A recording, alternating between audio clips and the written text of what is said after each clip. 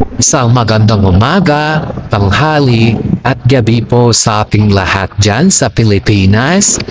At sa mga subscribers ko po na sumusuporta sa aking content, maraming salamat po sa mga parents po natin, papa, nanay, tatay, lola, lolo, kapatid, kuya, ay maraming salamat sa suporta na binibigay niyo po sa atin, sa ating content. Lalong-lalo na po sa ating Panginoong may kapal dahil binibigyan po niya tayo ng wisdom, knowledge, and understanding para makabuo po ng aking content or sa ating content ng update sa ating itulo sa buhay. Mabuhay ka, Panginoon, at salamat din sa pang-araw-araw na binibigay mo sa amin. Napakain at hindi lamang po yan, kundi maraming salamat din po sa binibigyan sa amin na buhay na kung saan po ay lahat ng problema ay nalulutasan namin dahil po sa iyo. Dahil nananalig po kami sa iyo at yan po ang ating dasal at pasasalamat po. God bless po sa ating lahat. Umpisahan na po natin ang update sa King Pao at iba pang showbiz update ganap po. Okay, alright.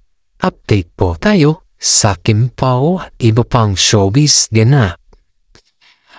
Okay, kitang-kita naman natin ang behind the scene. Ayon po sa aking legit na sources ay si Kim Chiu at saka si Direk Lawrence po ay magkasama na nagla-lunch kasama yung mga ibang staff na kung saan po ay parang kinikilig si Kim Chiu dahil parang ginong-joke niya kasi si Direk Lawrence. Alam naman din natin na si Direk Lawrence ay isa sa mga director ng ABS-CBN na humahawak din kay Kim Chiu at saka si Paolo Avellino. Kumbaga ba ay alagang-alaban ni si Kim Chiu at saka si Paolo Avellino. Kitang-kita naman natin na proud naman ang mga direktor kay Kim Chiu at saka si Paolo Avellino dahil may mga binahagi na naman ang Kim Pao, tambalan Kim Pao sa Korea. At alam naman din natin yan na kahit hindi pinapakita si Paolo Avellino sa kamera dahil nahihiya kasi si Paolo. Kumbaga ba hinahayaan niya na lang na si Kim Chiu yung nakikita sa kamera. Alam naman din natin na si Paolo Avellino ay hindi masyado sa kamera dahil lahat kasi ng mga blessings na natatamo niyang nasarang yun ay nanggaling lahat yun kay Kim Chiu at yun yung salitang salamat at congratulations. Alam naman din natin na hindi naman nagagawa or magawa ni Kim Chiu ang mga bagay-bagay na yun kung wala din si Paolo Avellino. At ganoon din po si Paolo Avellino, hindi din siya mabibigyan ng parangat kung wala din po si Kim Chiu. Kaya taus-puso po napapasalamat ang Kim Pao sa kanilang mga supporters or sa kanilang mga fans, pati na rin po sa kanilang mga bashers dahil patuloy po kayong sumusuporta sa Kim Pao. Tambalang Kim Pao is the best for us. At maraming salamat din po. Ako po ay humingi din ng pasasalamat dahil sa lahat po ng mga photos na binigay natin sa tambalang Kim Pao para makaroon ng mga award ay isang malaking tulong po yan sa kanila. At hindi lamang po sa kanila kundi sa buong Pilipinas dahil naparangalan na naman ang Pilipinas at tinataas na naman nila ang bandera ng Pilipinas sa International Drama Award sa naganap sa Seoul, Korea. Dito natin nakikita talaga yung kausayan nila. Marami kasing mga netizen po ang tinatanong sa akin kung real na ba or totoo na ba yung balita na sa last week na vlog ko na-confirm na sila na. Opo, Sasagutin ko po kayo ha. Opo, confirm na. Kasi hindi lang naman kasi nila sinasa publiko yan dahil yung sinasabi ko po na ayon sa kanila mga management, hindi ba muna nila sinasa publiko yung mga bagay-bagay na ganyan dahil mahirap na. Alam naman din natin pag yung tambalan ay umasenso, may mga bases din po dyan na umasenso din sila sa pambabas sa kanila. Kaakibat kasi ng mga blessings ang mga buzzers kaya hindi po natin may iwasan. Kaya sa madaling salita po, alam nila na sila na pero hindi lang po nila sinasa publiko. At kung tanungin mo sila ayon sa kanilang mga kaibigan, sa mga legit na sources ko, ay kumpirmado na talaga. Kaya sa atin na mga tagasunod or mga fans ng Kim Pao, alam natin ang sagot sa ating mga tanong. Dahil pati rin po ako, pinablog ko na dahil alam natin din na mahirap din na sumagot sila Paolo Avellino at saka si Kim Chiu sa reality or publicity. Sana naman maintindihan po natin sila. Sa mga fans natin dyan na Kim Pao, ay puso po akong napapasalamat sa inyo, lalong-lalo na sa ating mga senior citizen dyan na nanonood sa Kim Pao at isa din po kayo na gusto kong pasalamatan dahil kahit papaano ay nagawa nyo pa rin maging fans ng Kim Pao. Sa mga hindi ko po nabanggit na mga senior, salamat sa lahat-lahat dahil isa din po kayong inspirasyon ng Kim Pao Tambalan. Pagpatuloy po natin suportahan ng Kim Pao dahil ang pagsusuporta po natin ay isang malaking biyaya din po sa Kim Pao yan. Okay.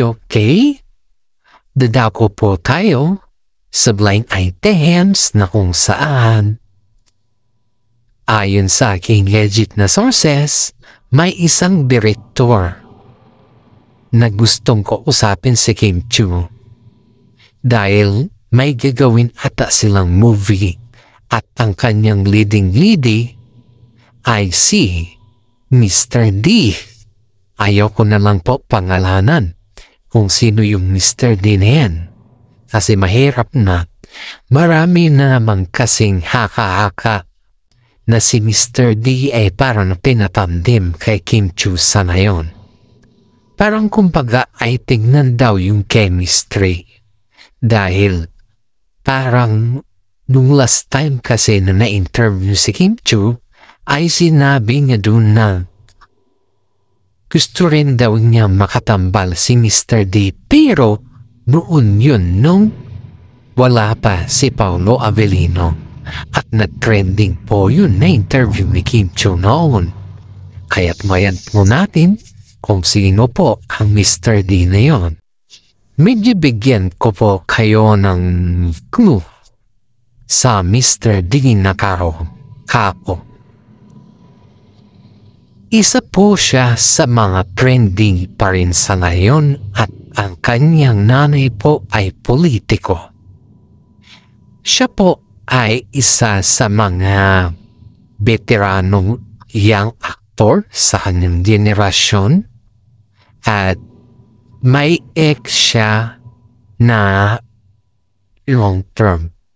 Mahilig din siya sa mga long term na relationship at ang dami ng babae ang nalilink sa kanya.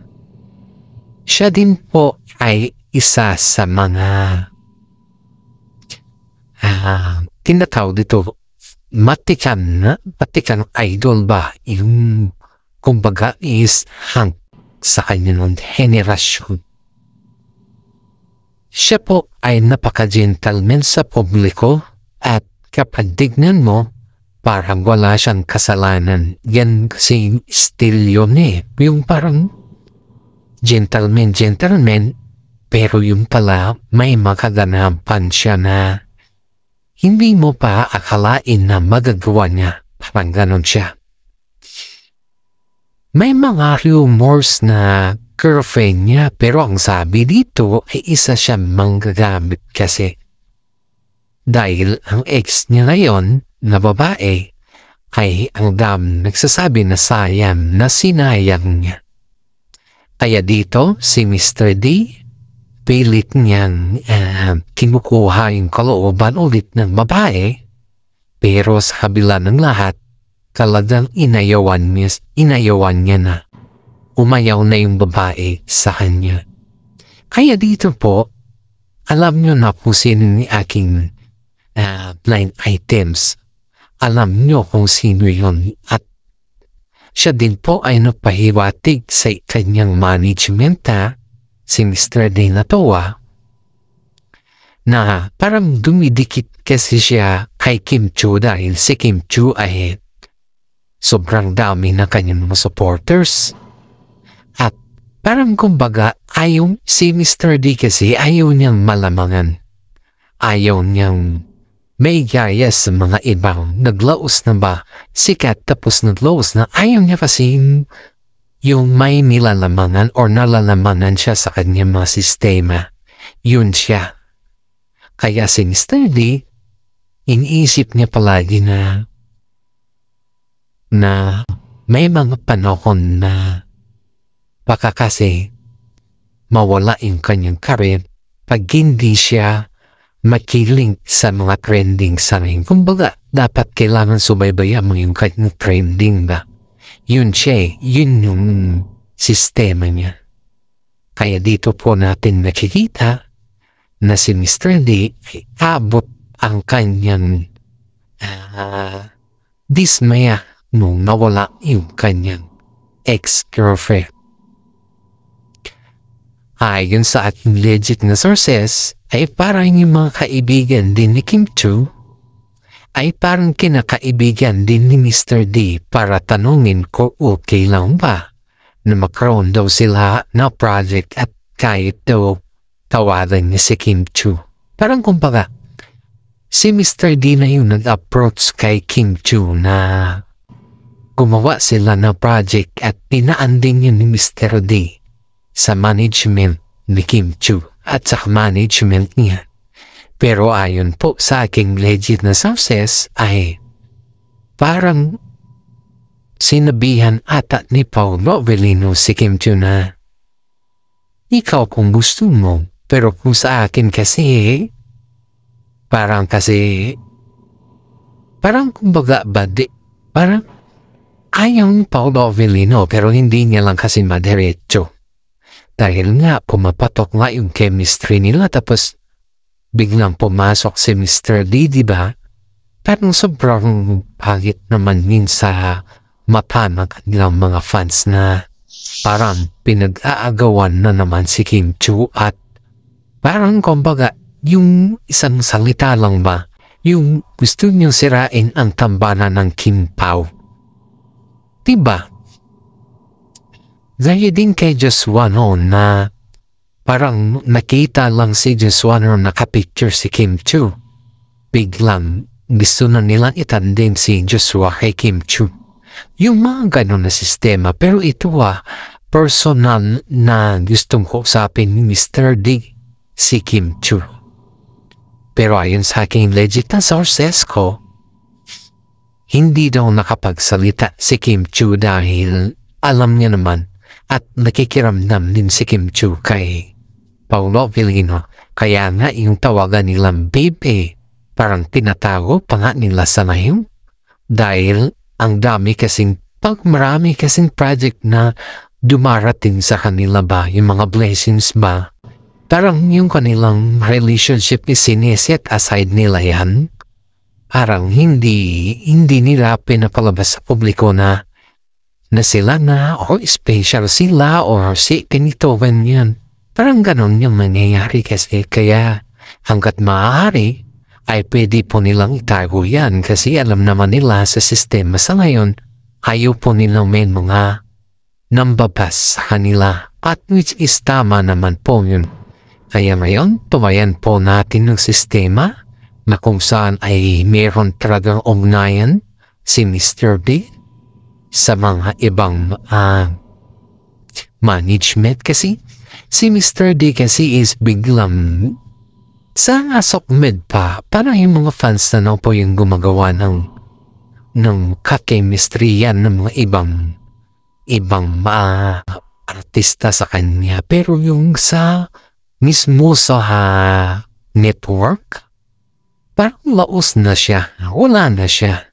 Nasira na yung kanyang career dun sa kanyang inaasta na ang daming mga pasigwi sa kanya na yung maraming yung kwan sa kanya ba maraming mga pasigwi na video pala niya noon nung sila pa yung ex niya na hindi lang pala pinapublish kasi nga natatakot sila baka daw kasi mabash yung mga napublish samantala ang pinapakita naman ni Mr. D sa kanyang ex napaka-gentleman niya at parang hindi siya nakakabasag o nakakagawa ng mga iskandalo ba or sa mga kung ba is para ang linis-linis niya ganito kesa ganyan siya ba? Amin, yun siya kasi.